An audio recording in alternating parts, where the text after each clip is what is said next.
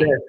This is a custom basketball that I painted for Duke. And it's got like all the Cameron crazies on it. So this was like one of my favorite projects That is I've ever sick. done. And they have like, so there's one of these in the Duke Stadium. There's one of these that they let me keep. And then there was one in the marketing department. Anyways, this is a prop if we want it for later in the episode. Okay, end pause, go.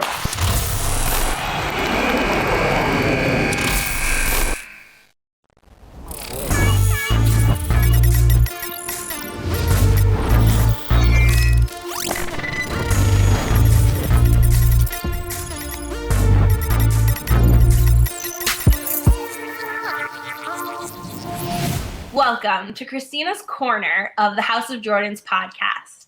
I'm Kristina. You can find me on Instagram and Twitter at Kristina's PC, Kristinas PC.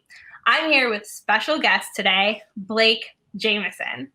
Blake is one of the amazing 20 artists that are contributing to the Project 2020 of Top's release. I'm very, very excited to have him here today as our first interview and our first special guest. So, Blake, I've heard that you are the top portrait artist of like our century, basically, like our generation. I've seen your work and it's amazing. I love what you do as a sports fan. The portraits you do of the different athletes are completely incredible. And I love that you put your studio time online for everyone to take part of and watch you. Everyone has heard me talk about the Project 2020 on episode 26 of the House of Jordans podcast. And yes, you're still listening to the House of Jordans, but I am talking baseball. As I've stated, I love this concept. And today we're sitting down with Blake to discuss his work on Project 2020. So first off, thank you so much, Blake, for joining me. This is literally a dream come true. Thank you. I'm glad to be here. Yeah. Super fun. Yeah. I know some of the answers to some of the questions I'm going to ask, and any of our listeners know House of Jordans is all about research and all about taking the time to get the facts right. So I have, not joking, 5 large pages in my sketchbook filled with notes from your different websites, your different interviews, different write-ups you've had done about you and your art, as well as you've appeared on Sports Card Nation recently, and you did an interview with him, and I love everything you've done for the hobby and with the hobby the past few weeks. Thank you. So let's jump in. Right. What was your first artistic aspiration? Oh man, that is a tough question. So I grew up in a very creative household. My parents are both creative in their own right. My mom actually makes mosaics and paintings and all kinds of stuff, just kind of as a fun hobby. My dad is an art collector. And so like growing up, I was always encouraged to make art. And so it's hard to think of like my first artistic aspiration, because I feel like I've been doing art since before I even knew what aspirations were, like before I even knew what that was. Right. So I had like a very creative childhood. I was very into, like, as a young kid, I would like make costumes I remember making costumes with my grandma, and I would like wear them to school, like not even on Halloween. Like I would just dress up as like a Robin Hood in a Robin Hood costume that like I hand sewed with my grandma when I was like, I don't know, 6 years old or something, just on a random Tuesday. So that's probably my youngest memory of like doing something like creative. But somewhere along the way, like I kind of convinced myself, as I think a lot of people do, that art is not a viable career path. And so when I finished high school and was applying to colleges, my parents were very encouraging to have me pursue art, whether it's like art history or actually creating, and going to art school. But I really like was very anti doing that because I thought it wasn't a career. I thought I needed something that was like responsible and a big boy job. So I studied economics in college, and like, here we are. And God, it's been almost 20 years since I graduated college, but now I'm doing art full time, and it's amazing. And it's funny to like look back at like the journey it took to get here. And it was like doing art as a kid and then convincing myself that art wasn't like a real like job thing, and then working in a regular job thing for a long ass time. Sorry, I don't know if we can swear on this show. Yeah, I swear all the time. I'm from the Northeast. Okay, right on. Swearing is just it's necessary. So you're fine. Good. So yeah, I mean, it's just been a fun journey. It was on my 30th birthday that I decided to quit my corporate marketing job at the time and pursue art full time. And now I'm 35. So I've been doing this for full time for 5 years. Nice. And what advice would you tell someone who has possibly taken a similar path to you and has always been artistic and wanted to be an artist, but has been maybe a little hesitant to do it full time, but they want to make that leap? What advice would you give yourself now, like to your 29-year-old self before you took the leap? Yeah, that's another good one. I think that we have a lot more free time than we realize. So now, before I took this leap to do art full time, I was working like a very corporate 9-to-5 job, Monday through Friday. So I had my nights and weekends, and there were a lot of times that I chose to spend that time watching Netflix or doing any number of random things that are not really bettering myself. Mm-hmm. And not like discount, like, I mean, I still love to Netflix and just relax and unwind is totally fine.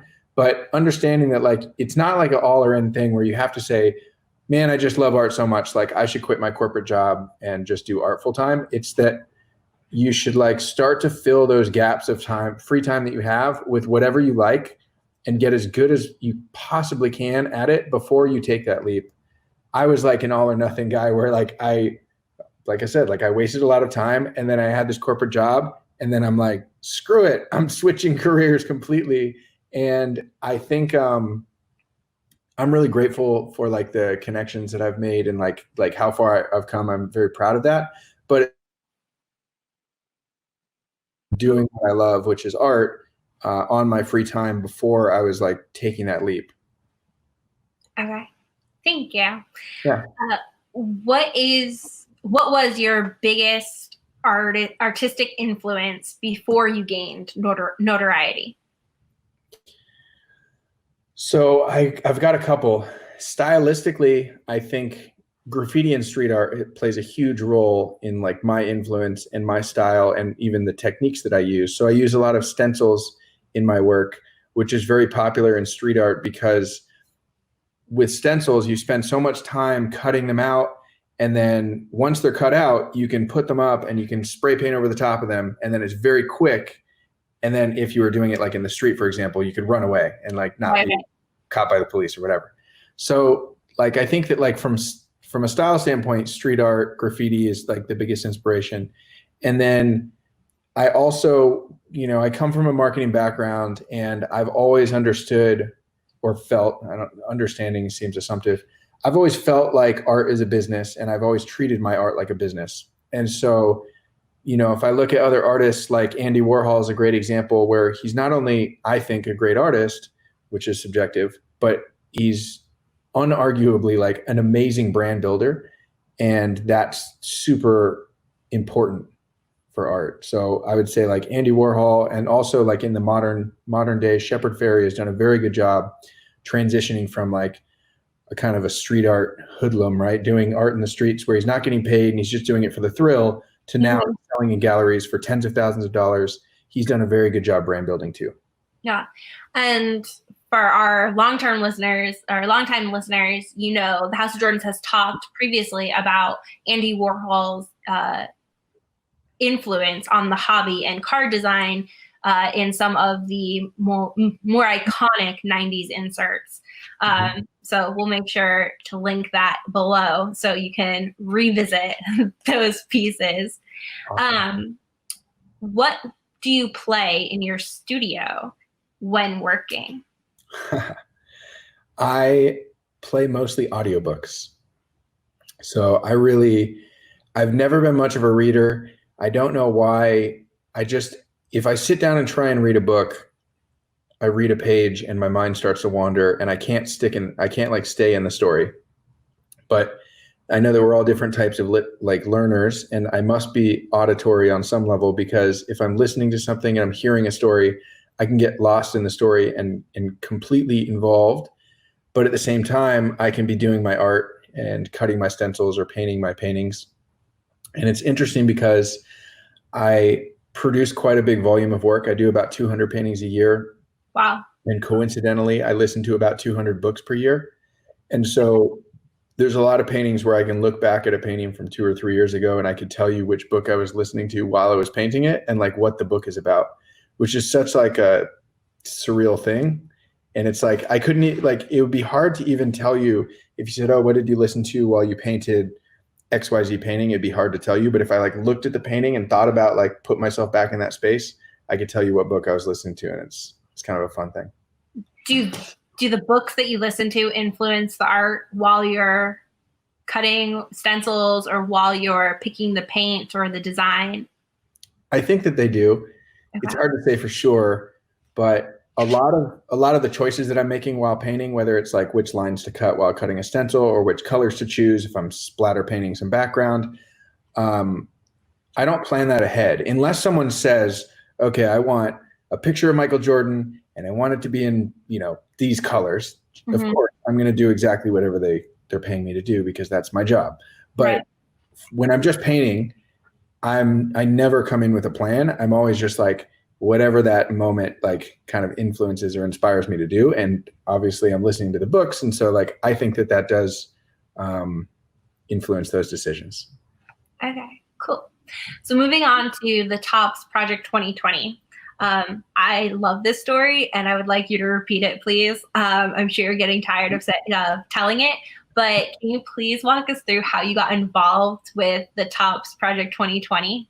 Of course. And it never gets old because it's like the way that the universe works it gives me chills even to think about.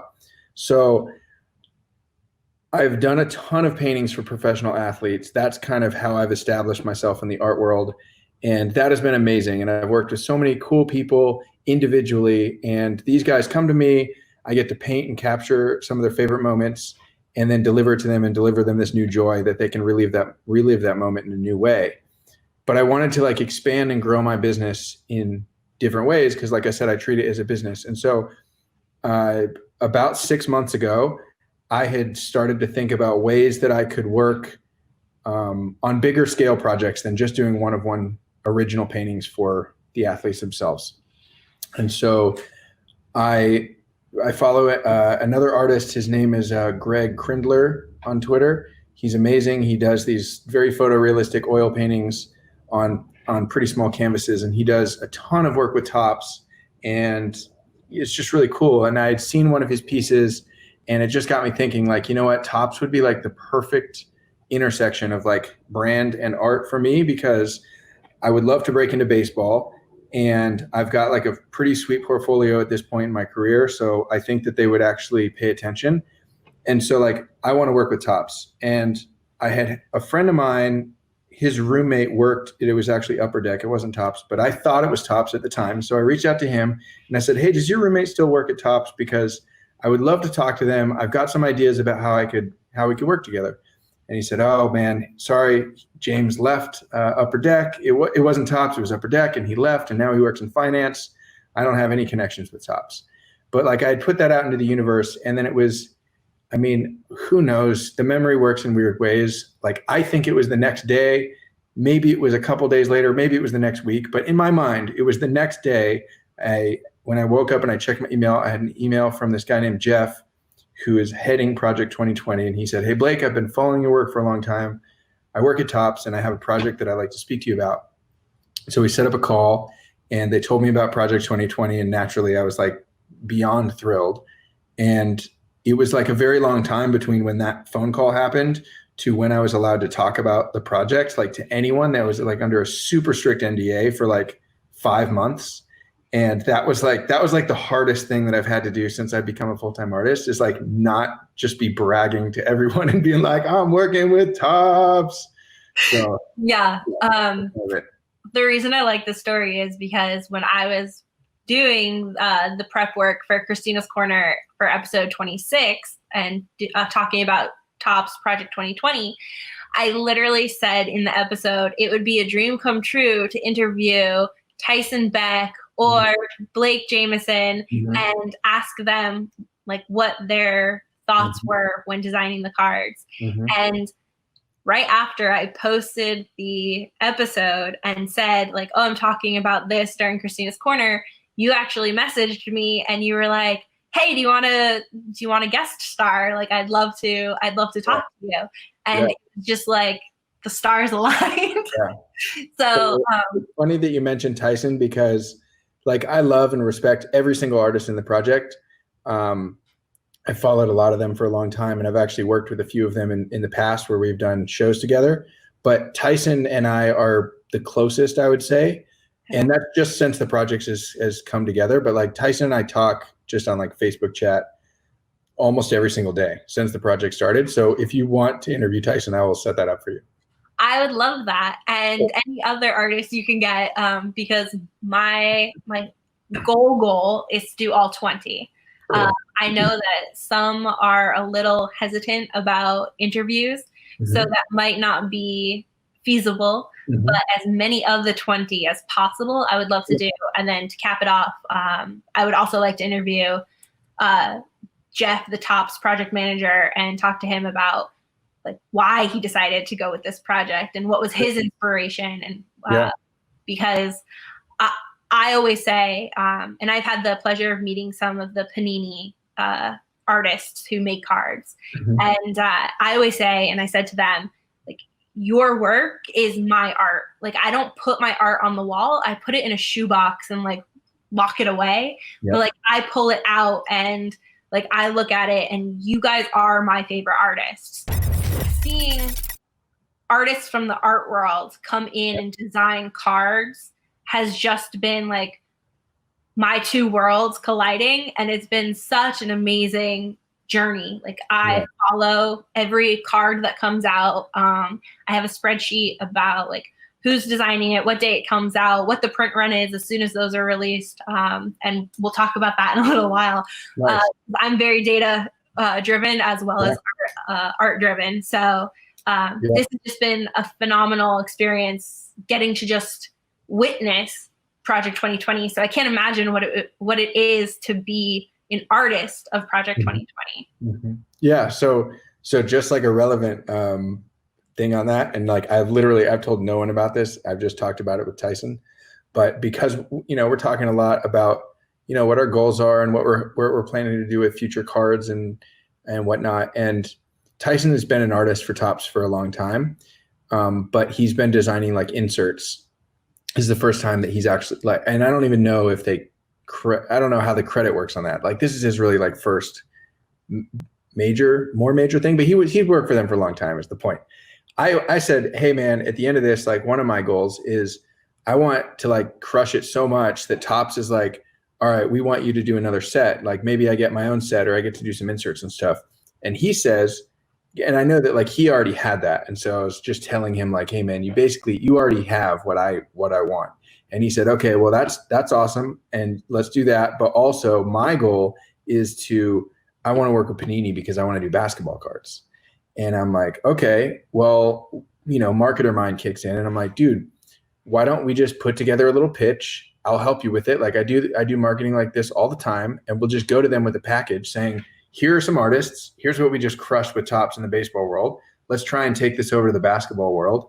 And he's super excited about that idea. So like we are going to be pitching at some point, as long as he's still down when it happens, but we're going to pitch Panini to do our own set, which would be great. That would be, most of our, if not all of our podcast listeners are basketball fans. Because we collect basketball. So there's some crossover, and some baseball or hockey people, some soccer will say like, oh, okay, like we'll listen to you because some of the things you talk about can be transferred over to our market. But I think like the fans would freak out if you guys did, for sure, a basketball set.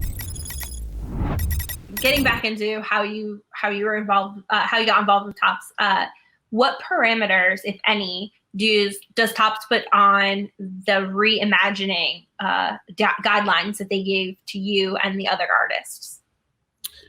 So when it first, I don't know, I only know what Topps told me. I have no idea, for example, my contract might be different than other artists.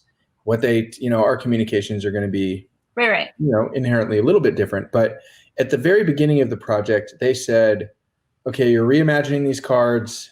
You've got, and I don't remember exactly the phrasing they used, but they basically said, you've got a lot of creative freedom, but don't mess with the team logos. So like, they didn't want me to like redesign, the Oakland A's logo or something. They wanted me to like kind of keep the team logos like relatively the same. That was the only instruction that I got. I took that pretty literally. And also like all of my work portrait wise is based on photos. It's based on a specific moment. In this case, a specific card. So like, I don't do too much crazy stuff. I mean, I'll do some splatter paint, and I'll stylize obviously the portrait in like my style of portrait. But in general, like my stuff's pretty true to the card. And that's cool. That's just what I do. And right before the project released, Topps came here to my studio and they had their film crew and they were filming some content. I was painting Nolan Ryan, which was the very first drop that I had. And I had a very like, I don't want to say vanilla, but kind of like just like a regular Nolan Ryan, my styles. It was cool, but it was like just very like staying inside the lines kind of, if you will. And while they were here filming it and I was painting it, I said, hey man, I would love to see some of the other artists' work. And he had it on his phone and he held it up and he showed me some of the cards. Like, for example, I don't know how many of the cards you're very familiar with, but the Ermsey Trout. I love Ermsey's work. The Trout card is bananas, right? It's crazy. It's like obviously like a very, very, very stylized, way more than I do. And that was like the first card that I was like shown of like, here's something that other artists are doing. And I'm just like, oh crap, maybe I'm like playing it way too safe. So I did that thing, we did an interview segment, they filmed some painting process. And then I like went back to the drawing board and I'm like, okay, I need to amp this up a little bit because that was like my baseline. Now, granted, that's still one of the crazier cards.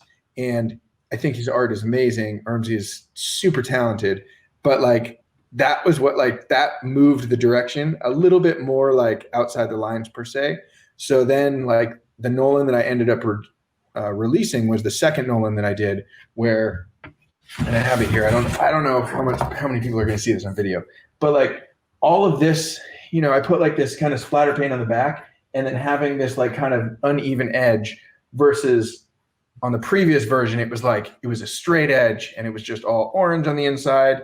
It was still textured and stuff, but it was just different. And so like this, I felt like is still my style. I feel very comfortable putting this out in the world, but at the same time, like it's a little bit like, I don't know, getting a little bit weird, but not like Ermsey weird. I actually loved your Nolan Ryan, and that was one of the things I was upset about was I was brought to the party late on Project 2020 because it's a baseball product. I wasn't really following what Topps was doing. And shame on me because I missed buying that card. And like, I was pretty disappointed, to be honest. Yeah. Well, I do have, so for each card that I do, I don't get any cards for free, but I am allowed to buy a certain amount on it at a discount. And so what I'm doing with that is I'm buying as many as they'll let me at a discount. And then I'm releasing them myself, which I'm only allowed to do after theirs release. So I actually have Nolan's for sale on my website, but they're artist autographed, so I'm signing them and they're signed and numbered. Yeah. So those are still available if you want one. Yes. The artist autograph series, I think is really cool. I love the different pen ink that you're using to coordinate with the different numbers, which is very reminiscent of cards and parallels that they do. So it just ties all into the hobby. Okay. So that's pretty awesome. So what is the submission process like? Submission to Topps? Yes. It's pretty straightforward. They give me the reference card, which is in like a Photoshop file, and it has like guides of like where the card is going to be trimmed. And so the art needs to be like a little bit bigger than the trim lines, especially if the art goes all the way to the edge. And it's basically like original card. I drop my art in on top of that, do anything that I want to in Photoshop to, to make it look however I want. And then I just send them back that same Photoshop file. And so far, they've just approved. They've said, okay, this is great. We're running with it.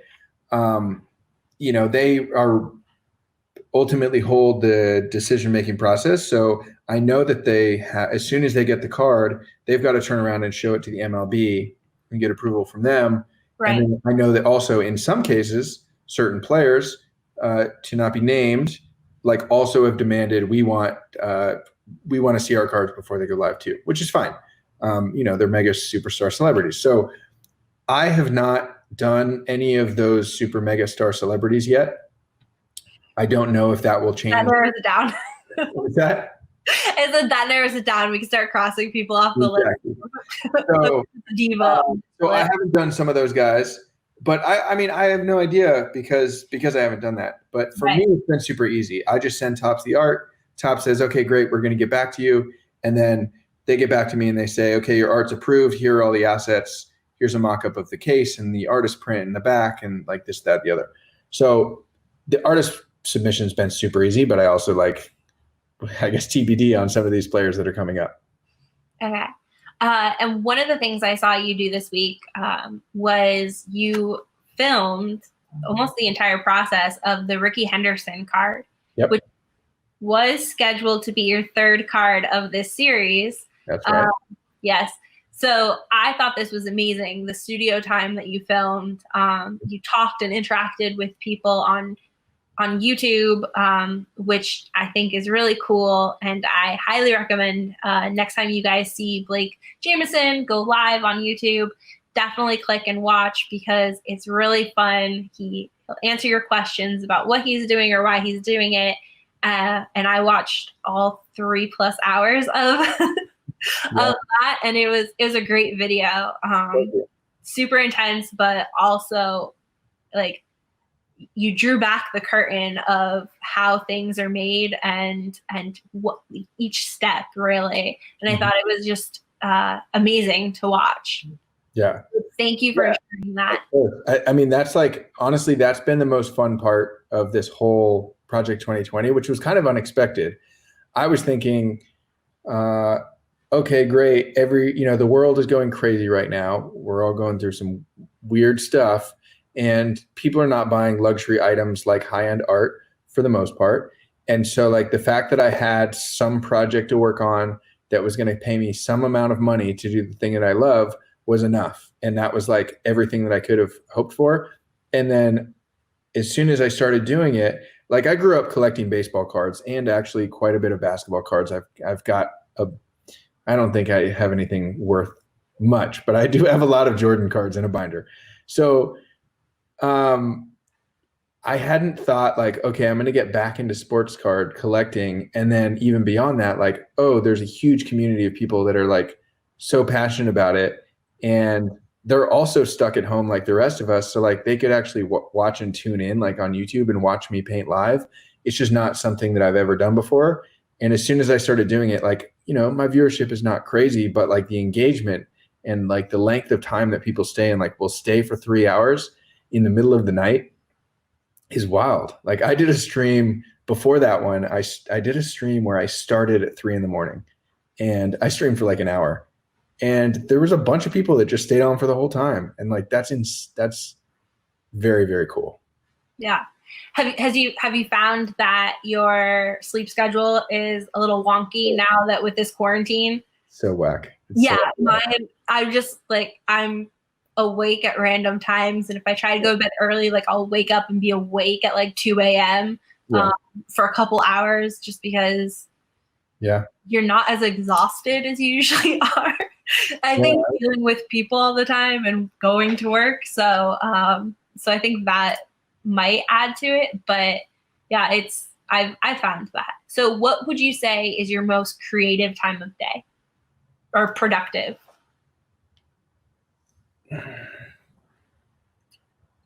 productive artistically after 10 p.m. Okay. And part of it, I think, is, and that's always been the case, not just because of the quarantine stuff and my weird sleep schedule. I'm a night owl, but I'm also an early bird. It's so freaking weird. Are you a napper? I do like naps. Yeah, I like midday Okay. naps.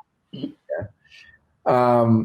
After 10 p.m. has always been, painting wise, my most productive time. And I think that like part of it is the psychology of like after 10 p.m., I don't feel like I need to check my phone all the time for notifications because I'm not getting emails and I'm not getting text messages and everybody's chill. And like, so just even like psychologically that responsibility of thinking like, okay, I don't owe anybody anything on my phone. I can just do me. That helps me like get into the flow and really get in the zone. And that's been the case for the last 5 years. In terms of like productivity outside of the painting, which I do spend like equal amount of times painting as promoting or accounting or tracking inventory, like all the small tasks that go on behind the scene that are not sexy, that are not artistic, but are still very important to running a successful business are like super important to me. And that's the best early in the morning, preferably very early in the morning before people, again, will call my phone and blow me up. So like from like, I'd say like 6 a.m. to 8 a.m. is my most productive time on the computer. And then from 10 p.m. to midnight is my most productive time painting. And then everything in between is napping and filling in the blanks of whatever I didn't get done in those other 2 windows. Okay. I like it. So moving on to cards. Yep. I saw last night that you did your first box break. Congratulations. I did. It was super fun. Yeah. I loved it. I really, really loved it. I've got a few other boxes because I asked people for recommendations of like, well, what card should I open next? Because that Heritage box I had just gotten from Topps for like a Welcome to 2020 project. Yeah. So I'm going to buy some Inception. I actually want some of Gary V's limited release he did with Topps. I'm super open to actually doing some, maybe some Panini basketball. I mean, I don't know. I'm down for whatever. Any suggestions that you have? There's non-compete in there that you're not allowed to talk. There actually is not because, yeah, there's not. I mean, realistically, like I want to promote Topps as much as I possibly can during this project, and I don't want to confuse people. But Topps doesn't do basketball cards, and there's no reason why I couldn't get a little bit of action going with some basketball and introduce those people to Topps Project 2020, and like they would win from me bringing those people to the project. So for sure, people like me who only open basketball, only collect basketball, find out about this project from a couple of listeners of the podcast. I then start researching it and talk about it, and then I end up meeting you and having this amazing interview and learning even more about the great things happening over at Topps. Definitely. I definitely feel like there are different skyscrapers, and like sometimes you'll peek out the window and see what the others are doing across the street. But it's been interesting because I've purchased now 4 different cards from the Topps 2020. I'd love to know who those are. One of them was yours. I appreciate that. I wasn't fishing for compliments. I'm no. genuinely curious which art you liked, but I appreciate it. I grew up in Connecticut. Okay. So I picked up the first Jeter.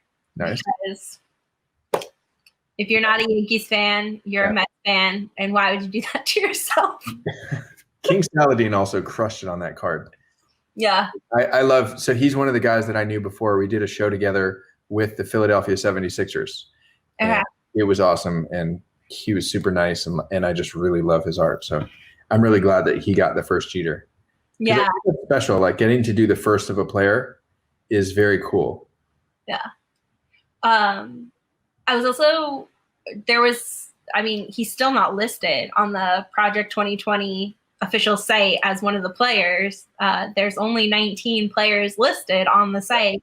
So that was one of the things I discussed in episode 26 was it was the will they or won't they surrounding Yeah. Jeter. So Yeah. as soon as that popped off, I was like, oh, there go the print runs. Like, Yeah.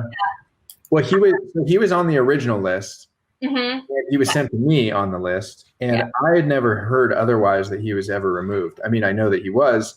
That was only pointed out to me by a collector that was like, "Hey, what happened to Jeter? Like, is he not doing it?" And I was like, "I don't know. They haven't told me anything." So, and then they drop a Jeter card. So, Yeah. who knows? Could have been Buzz. Off the record, he might be one of those divas. He could be one of those. Yeah. I can't confirm nor deny. But, I wouldn't expect you to. You know, from a buzz building standpoint, marketing standpoint, Topps crushed it. Like, it made a big splash because then everyone's like, "Yay, Jeter!" Instead of just being like, "Woo, we knew Jeter was coming." So who knows? I mean, it could be a combination of everything, but it worked out, and I'm painting Jeter, so that's good. That is good. Yeah. I saw you're a Yankee fan. You were wearing your hat and a Judge T-shirt. Yeah, I got that at spring training this year. I was down in Tampa for some Yankee spring training. So I live in New York, and I am a Yankee fan since moving to New York. But I also grew up in the Bay Area, so I actually grew up an A's fan during like Mark McGwire, Jose Canseco era. And so, as far as like my personal collection at home, are all A's of that era. And now that I live in New York and can go to like Yankee games, I'm a Yankees fan too. Okay. And then besides Jordan, what else? Do you have any other basketball players that you collect? Yeah, sure. So I got to do a Kobe, which was very, very cool. It wasn't for Kobe, but it was for his agency. Okay. They hired me to do a bunch of their other clients and football clients. And Kobe was like by far their stud. But at the end of the project, they had me do a Kobe as well, which is hanging in their office, which is awesome. Donovan Mitchell was actually the first basketball player that I ever painted, which was very cool. A friend of mine is the like sideline reporter for the Jazz. Okay. So he helped me get in contact with him and get him the painting. And so I've actually done 3 paintings for him. He and his sister are super, super close. And so I did 2 of him and then 1 of him and his sister, which I think he ended up gifting to his mom. So that was super nice. Being from the Bay Area, you know, the Warriors dynasty, I was there for that fun time. So I've done a handful of them. I'm actually working with Steph Curry right now on a charity piece that we're going to do of him that he'll sign. And then we're going to do a auction, you know, that'll go to COVID relief. I've worked with John Starks pretty closely. That was also a charity related thing. He's got the John Starks Foundation, which is actually in Connecticut. I went to Greenwich end of last year for it's a golf tournament, celebrity golf tournament that he does. Trying to think if there's some others. I just did Will Bynum, who played for the Pistons. Now he plays in the Big Three, but he had a photo of him. Again, he was being guarded by Kobe, so he had me paint that. And let's see, Meta World Peace / Ron Artest. Same thing. It was like him and Kobe kind of capturing that moment of I don't remember what game it was after, but he made some clutch play, and it's like Kobe, you know, with his arm around him, super excited. So yeah, I think that like pretty much sums it up. So I mean, if you look at like the roster, it's like pretty cool. I haven't done nearly as many basketball as I have football, but like the people that I painted are amazing. For football, there's only one, as someone from New England can say. There's only one that matters for football. Yeah, well, he's going to be chilling on a beach this year. Yeah, that doesn't matter. We still love him. I mean, you have to. He did so much for the city and the team. Like, you can't get 6 rings, and it's not just the city. It's all of New England. It's all 6 states. Sure. Thank you. We all take a little piece of that. We all take 1 ring. So have you done a Tom Brady? I haven't done a Brady. It's actually a pretty popularly requested. People are like, you should paint Tom. I'm like, yeah, of course. If Tom wants me to paint Tom, I'll do it. But he'd probably want you to paint his wife, though. Let's be honest. Which I also wouldn't be opposed to. I mean, but so there's like this sweet spot where in my business where like painting the super ultra megastar 6 ring guys is very cool, but like they're untouchable. Where like I can't get a painting to them. And I would rather paint people that are really going to actually, and it's not that Tom wouldn't appreciate a painting, but it's that everyone's painting him and he's like, great, another picture of me being super successful because I'm super successful. Like it doesn't have that same like wow factor. And so like I found this sweet spot where there's like a level of athlete where the guys are, I mean, obviously amazing physical specimens and amazing at what they do among the one top like half of 1% in terms of like athletic ability, but they're not the Tom Brady's of the world. And they still really appreciate like having their picture painted and be like, wow, this is cool. And, you know, them promoting it helps me grow my business a lot. So that's like the long answer. The short answer is no, I haven't painted Tom Brady, but I have painted a couple Patriots. I did, or maybe just one. I did Josh Gordon, and that one was like a very cool painting. He goes by Flash, and so I bought like vintage Flash Gordon comics on eBay, and then I did like this collage, and then I have a picture of him on top of it, and it came out really cool. Yeah, your painting of Bud Norris. Yep. Where you put that painting on cards. Mm-hmm. When I saw that, a piece of me like died a little. Not gonna lie. But, but I thought it was a really cool concept. So you actually went and purchased those cards? Yeah, scouring eBay. If you look like in the top right of that painting, there's an autographed rookie. I saw it. Yeah. I tried to get every card that he had. I wasn't able to do that, but I got a card from every team that he played for. He had a very solid career. And it's funny, Bud and I actually went to middle school together. Oh, wow. Crazy. Yeah. And, you know, I would hear his name come up because he was, you know, making waves and killing it in pro baseball. And then I started to do the pro athlete portraits. And then a friend of mine was like, don't you know Bud? And I was like, yeah, kind of. I mean, we knew each other in like 6th grade. And they're like, why don't you just hit him up? Because like what you do is perfect. And then we reconnected and he's like, yeah, I've been looking for something sweet for my man cave, but I don't want it to just be, he was playing for the Cardinals at the time. And he's like, well, I don't want it to just be the Cardinals. Like I've had this like long career and like, I want something that shows everything. Can we do like maybe a jersey swap where there's like a piece of all the jerseys? I'm like, I have an idea. Let me just, trust me. Let me take care of this. And it was so well received. The piece was so cool. It's a beautiful piece.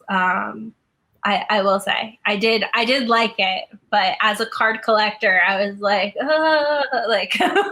So from a technical standpoint, what I did was I took a piece of wood, I glued down all the cards to the wood, and then I put it's a art resin. It's like a very clear coat, like a glassy coat on top of it. So like I fossilized all the cards first, and then I painted on that fossil. So no paint touched the cards, if that makes you feel better. That makes it a little better. Yeah. I guess you still poured resin over it, but yeah. Well, it's cool because like the paint then is like floating on top of the resin. So like as you move, you can like look and you can kind of like see under it, and you can see more of the card. You like, just to ease my mind, you didn't use any one of ones. No one of ones. Okay, then we're fine. The auto rookie, which was unnumbered, is the rarest card that I used, and that was like $2. Okay. So nothing too crazy. Okay. So you mentioned before that you have an artist autograph series right now for sale on your website. So if you want to just do a shout out where they can find. Yeah. So it's proathleteportraits.com. Perfect. And so right now, depending on when people hear this and when they go there, right now the Don Mattingly cards are like right on the homepage. On the left, you can see a list of the cards. So it's Don Mattingly and Nolan Ryan now. Next will be Jackie Robinson and then Ricky Henderson. And so I'm just going to keep adding those. And it's fun because like you had mentioned earlier, like each of the card series is all numbered and colored differently, something that's special for the player. So for example, for the Jackie Robinson that's coming out next, I think I'm doing a gold 1 of 1, a silver set of 5, for every single player. And then everything else is like just whatever the player is. So like Jackie, the next set will be of 42 and and that's it. And then there's going to be nothing else. So it's fun because there's like the runs are different on every player and it like means stuff. And so everyone's like hitting me up to be like, oh, I want number 42 out of 42. Like that would be so sick, which obviously I can only give to one person, but everyone wants that one. You could just do 42A, 42B, 42 double A. That would be pretty funny. So as you just teased, your next card is actually going to be Jackie Robinson. And the beans. that drops tomorrow. Correct. Yeah. So it drops Wednesday, April 22nd at 1 p.m. Eastern. Why is it significant that the Jackie Robinson got bumped up? So all of these cards in the Project 2020 are numbered. We are on, let's see, I guess we're on number 40 was released.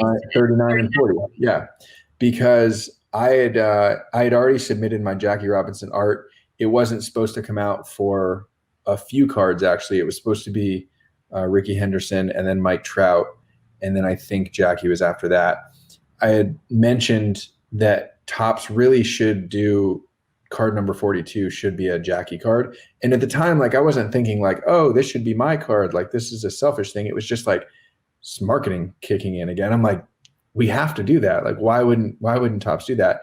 And then Topps is like, actually, yeah, that's a very good idea. And yours is submitted. So can we bump yours up? So naturally I was like super thrilled that I was get to be a part of that because it's going to be super special. So on the back of the card where it's numbered, it's going to say 42, which is Jackie's number, and that's relevant. Yes. So make sure you pick that card up quickly. Hopefully that bumps up and becomes the new top standard, the new highest print run card. Yep. Which brings us to the next portion of our interview. Is this analytics, huh? Yes. Good. Great. It's not too crazy. I did all the background, so it's just like 3 sentences. Okay. Yeah. I spent like an hour doing all of it last night. So yeah. Of the 40 cards released thus far today on April 21st, you have 2 cards out. The number 18, Ryan, and the number 33, Mattingly. The print runs on those cards are 2,623 and 2,409 respectively. Yep. Both cards are currently in the top 10 highest print run listing. Did you know that? I did. Oh, okay. I believe they're in the top 8 or something. Right. Maybe not. Maybe not with the recent numbers. I believe it's the top 9 right now. Top 9, okay. But I mean, they're up there. It was funny because I was just talking to someone else about that today because they're like, "How you doing?" I told him I have 2 in the top 8, but okay. That's okay. He'll never know. He probably doesn't watch House of Jordans. It's fine.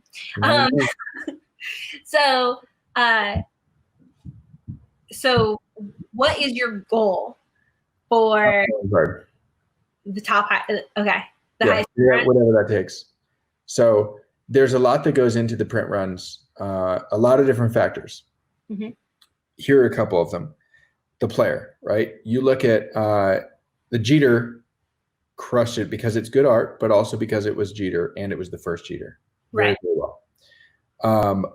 The Mike Trout Ermsey, which is the first Ermsey, and everyone at the time was like, oh my God, this is so many cards, 4,600 or whatever it was.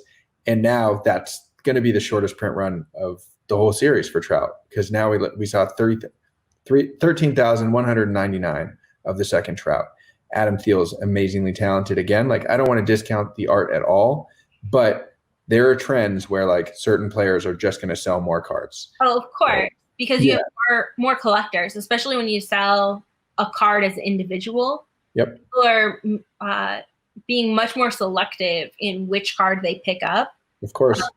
Then layered on top of that, you have the timing. So like the Jackie Robinson is 42. I believe we'll give that a bump. The last Jackie Robinson that we saw by Sophia Chang, I think her name is, was released either the day before or the day after Jackie Robinson Day. That was very relevant to Jackie. that card did very well. I believe that Jackie Robinson Day being next to it was part of a factor. And then there's also the timing of who you're paired with. So if you look at like artist trends, for example, Old Man Alan, who is some very different type of art than some of the other people. There's obviously like there's a ton of different opinions. Art is very subjective. But if you look at like his first print and his second print, the Gwyn people didn't get, and the print run wasn't that high. Now, the Gwyns haven't in general been selling super high anyways. Today's I think looks really good. But if you look at the next one that he did, which was Sandy Koufax, that was paired with the Mike Trout that sold the best. That card did pretty well, well over average. Well, yeah, it was when you could buy two for a $5 off. Exactly. So like if someone comes for the Trout, and then they might be like, oh, screw it, I'm going to get both of those cards. So being paired with a very popular card or a very popular player also can affect those print runs. And it's like really interesting to see how all that works. And then on top of all of that, all of us artists have our own followings and our own influence. So, there are some artists that have massive audiences that are going to promote the crap out of their cards and going to do well, whatever they put out, because they have those eyeballs. It doesn't matter which player they're painting. And then there's some artists that don't have the following that is going to be more dependent on, what player they're painting. So like all of those things all playing together is like such a fun mix of analytics, I guess. And it's really hard to quantify. It is. And then you have collectors like me who don't actually collect any of the players. And I'm just really looking at the different artwork that comes out every day. And I'm like, do I want that as a piece of art? Do I want this in a cardboard box? Yeah, pretty much. So I'm curious, did you pick up either of the ones today, the Jeter or the Gwyn? I did not pick up either of them today. Yeah. So I've got I'm a collector at heart. I haven't collected cards in so long, but now that I'm like back in it, I'm like, oh man, I'm gonna flip this. I'm gonna make this. I'm gonna keep a couple for my personal collection. I'm gonna sell a couple on eBay. I'll sell a couple on eBay 6 months later. So like, yeah, I bought 10 Jeters and 5 of the Gwyns today. Okay. And I'm keeping one of everything. I just want one set for myself. Everything else is for sale, and I'm just gonna like stagger it and like. Maybe that'll look like a good investment, or maybe the Jeter is going to smash the Trout print run, and then I'm going to be like, crap, there's 20,000 of these in circulation, and they're not worth what I hope they would be. Yeah, and that was one of the things I discussed in episode 26 on Kristina's Corner was the fact that the print runs, like the first Trout was, like you said, 2,911 for the entire print run. And then that was a beautiful card, but that was the highest print run by far. Yeah. And then you have the next Trout that comes out, and you're sitting at 13,200 even. Yep. And all the people who bought the first Trout were like, oh, like I now have a card that is worth 10x what I paid it at least because the print run's so small.